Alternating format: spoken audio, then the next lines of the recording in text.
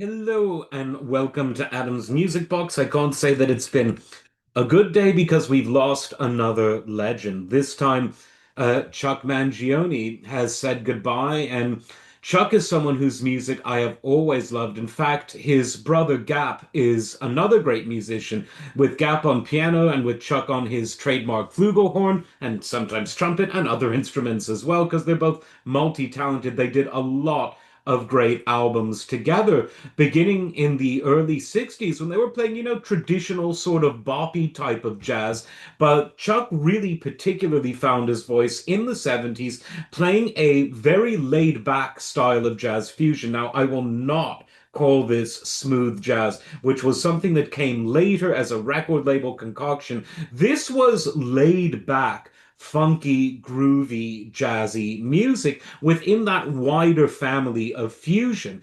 And it's very harmonically sophisticated. It's incredibly well performed, well composed. Chuck always played with great musicians, and great musicians always liked playing around Chuck. He was very sensitive in terms of his tone, in terms of his soloing, and he could cut it loose as well and be very, very virtuosic across all sorts of styles, from funk, jazz-inspired R&B, traditional jazz, like I said, Latin music, just about anything. And he played with so many of the very best musicians in that great jazz tradition.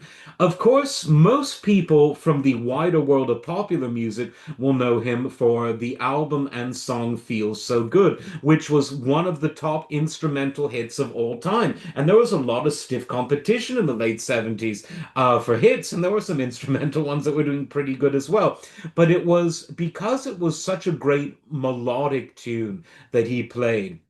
It all came together, and it's one of those things where people can just hum it, and an instrumental tune that people can hum is really something. And he had many like that, but that was, if ever anyone had a signature tune, it was that.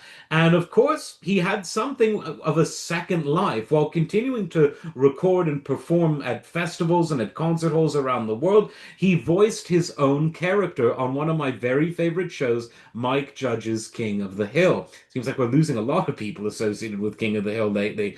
But he had a recurring character as himself. He was the spokesman for Megalomart, which was, the show's take on Walmart. And it's just very funny because you wouldn't necessarily expect a funky, sort of smooth, not smooth, but, laid back jazz man to be a spokesperson for a Walmart style store. Say that three times fast. But Mike Judge was always someone who knew how to pick at both the major and more niche elements of pop culture, and he did so absolutely brilliantly. So rest in peace, Chuck Mangione. He'll be very, very missed. The music was great. Check out his back catalog on the streaming services. There's some really wonderful stuff there. And let's just hope this weekend's before anything worse happens. Rest in peace and God bless you, Chuck.